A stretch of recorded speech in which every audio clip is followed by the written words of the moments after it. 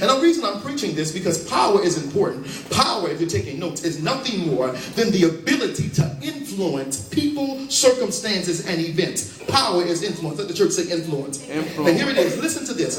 You are either being power, you either have power or you're either being powered. What does that mean? In other words, you either have influence or you are either being influenced. All right. And the goal of life is not to allow that which powers us to overpower us. All right. That which influences us to over-influence us. And most of us are bitter and broken today because we've allowed circumstances that were supposed to bring us power overpower us. A relationship that was supposed to bring us power, we've allowed that to overpower us.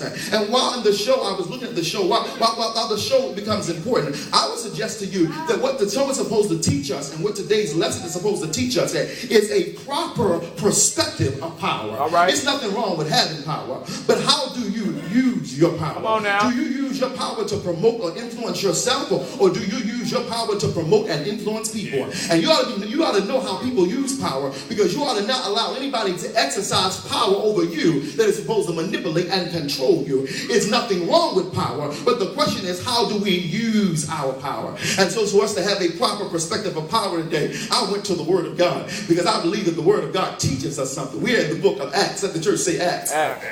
Now, Acts is one of my favorite books of the Bible, because the books of the Acts deals with the birth of the church. It deals with the birth of the church. And it is the book of Acts that deals with the movement of the church. That God can't do anything on the earth without his particular church. Now, I know there are a lot of people who say stuff like church hurt. I've been hurt by a church. But can I tell you, I love the church. If it had not been for the church, I don't know where I'd be. And sometimes we bash the church, but we ought to thank God for the church. Is there anybody who's glad that you had a church or a church home and you had a pastor and somebody praying for you? Because it's been the church that kept a lot of us out of trouble. And here it is in the book of Acts. It is the birth of the church. And the reason we need to birth the church is because the church is the vehicle by which God uses. The church is the vehicle that God uses to stamp out injustice in the world. God uses the church to correct the wrongs of the world. So we should never give up on the church. But here it is in the book of Acts.